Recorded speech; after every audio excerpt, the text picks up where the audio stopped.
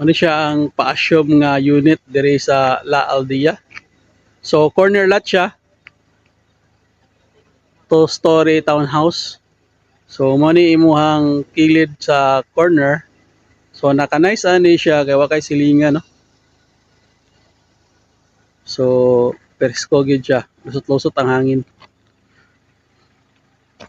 So tanaw na to ang sa sulod.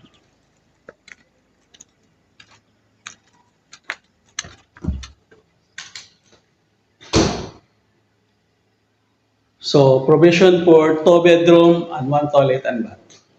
So mo ni imuhang sink tray dayon mo ni ang imuhang toilet and bath. So ang toilet and bath niya naka-tiles na siya. Complete siya, turnover. So nakay access diri sa kilid. So pwede pa gid mo siya ma-extend ini siya. Kay corner lot man siya. So dako man siya og low tip pa nga bikan to. Pero wala lang siya tiles pa. So ang naka-nice ani ikaw pag yun ang mag pa-tiles. So imo gid siyang design, no?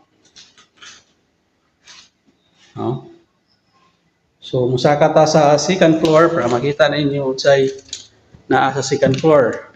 So dire sa second floor, box type pa gid siya. So wala pa siya partition. No? So ikaw pa ang mag himo sa imuhang bedroom. So nana siya mga window. So dool siya sa amenities. So mao na ang imuhang basketball court, no? So clubhouse. Tapos siya playground sa mga bata o kids. So walay problema ang tubig dire. Kaya natay kaugalingon nga source sa tubig. So dili ka problema nga walay tubig, no? So dool sa gate. So ang assume aning unit is 300,000.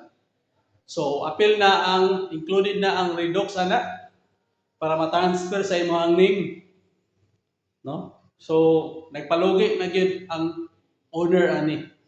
Kaya ang iyang original aning equity is 341,000. So nagpalugi na gyud siya og 41,000. Plus siya pa magbayad sa redox para ma-transfer sa imong name, no? So kung interested ka ni, please PM down below or comment down below para ma-assist ka or call.